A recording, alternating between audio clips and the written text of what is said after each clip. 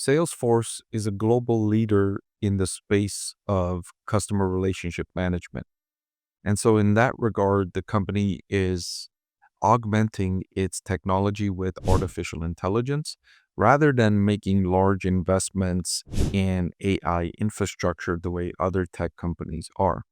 So, if you're one of those investors that's skeptical of the large AI investments going into companies like Meta Platforms, Amazon, Microsoft, and Alphabet, Salesforce is taking another type of approach, a lower capital approach, which could be to your liking. So, I'm going to evaluate Salesforce stock in this video and answer the question if I think the stock is a buy, hold, or a sell.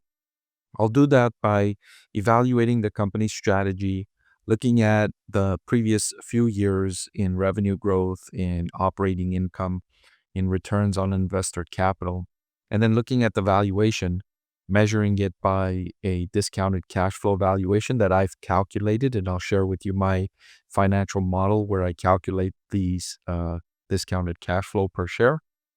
And then I'll also look at the valuation on a forward price to earnings and price to free cash flow to come to a conclusion on whether or not I think it's a buy, hold, or sell.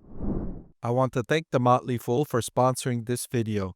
Visit fool.com/Parkev for the 10 best stocks to buy now. So looking at Salesforce revenue growth over the previous decade, you've seen a major deceleration here in recent years. Revenue growth totaled 7.6% in the most recently completed quarter, and management forecasted revenue between 40 billion and 41 billion for fiscal year 2026, which is its next upcoming year. And the revenue growth rate it's forecasting for the full year ahead is about 7.5% at the midpoint. So this revenue growth rate that the company delivered most recently is what management expects to continue. So they don't expect a big turnaround here. They're not expecting any recovery back to those elevated levels of revenue growth. They're expecting more of the same here in the upcoming year. Salesforce, remember, was one of the companies in late 2022 that undertook a major restructuring with thousands and thousands of job cuts. And when I see those kinds of initiatives, when I see those kinds of big changes, what I want to see afterward is an improvement in certain metrics like operating profitability, like cash flow. Maybe I'll look at something like revenue per employee. I want to see improvements you made as a result of your restructuring. I want to see benefits. And with Salesforce, you see a clear benefit here, right? Look at that sharp turnaround in cash flow from operations after 2022. Right? You see that big turn upward. They had fallen all the way down to 22%, and you see that big jump up to 34.5%, higher than at any point in the previous decade for Salesforce. So early indications point to an effective restructuring campaign at Salesforce. That's early indications. But also, the company has made several acquisitions in the previous decade. They've been a very acquisitive company. They haven't hesitated to make acquisitions.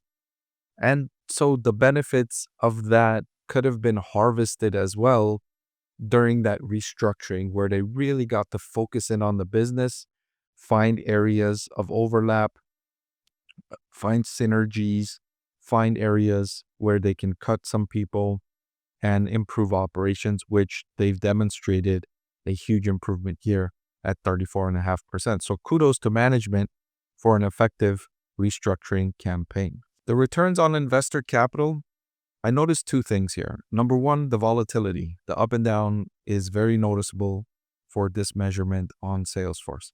But I also notice a clear upward trend over the previous decade. So you notice those big ups and downs, to be sure. But also, if you go back to 2015, you can see the return on investor capital was negative 4%, and it's now all the way up to 9%. So amid the volatility, there's been an upward trend here, which I like to see. The number of 9% is not very strong, and it's very similar to the company's weighted average cost of capital. which is not ideal. I like to see companies, especially companies as mature as Salesforce, I like to see their ROIC numbers well above the WACC numbers.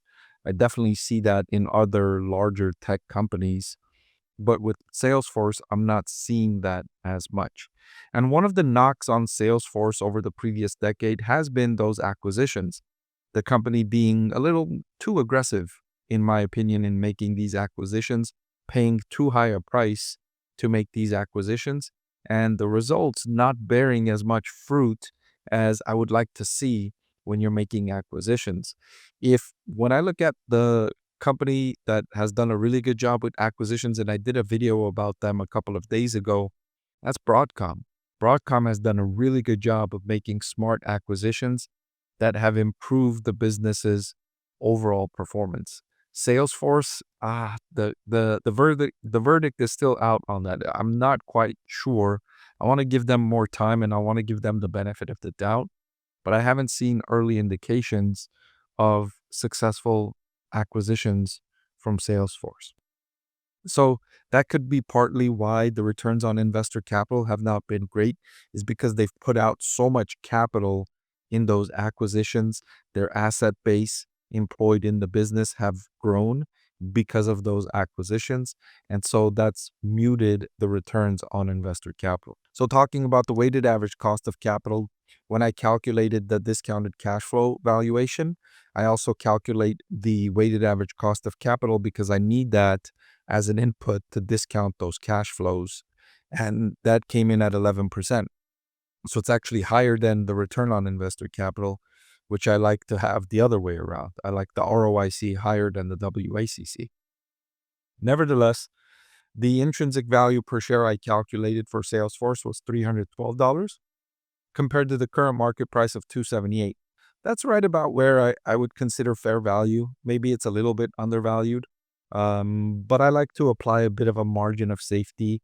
And this isn't enough of a difference for me to go out and say that I can say it's undervalued with a very high conviction. I can say it's undervalued, but with lower conviction than if the margin of safety was larger, like 325 or higher. Still, it looks to be strong in terms of the valuation, undervalued. And then when I look at the multiples, the price to earnings of 22 and the price to free cash flow of 22 also point to the company being undervalued. So I'm getting an undervalued signal, although the signal is not very strong.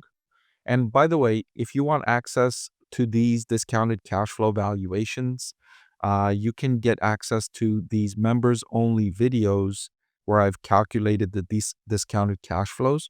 If you join as a channel member, you can get access to these videos where I go through in more detail these calculations. So to answer the question, is Salesforce stock a buy, hold, or a sell? I'm going to say Salesforce stock is a buy at current prices.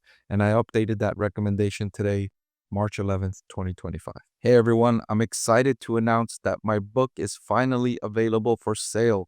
I've been working on it for more than a year now, so I'm really excited to finally share this with you now. It goes through my framework for evaluating stocks. Some of you often ask why I like this stock or why I like the other stock, and this framework provides you the things that I look at when I'm evaluating stocks. I've added the link in the description below.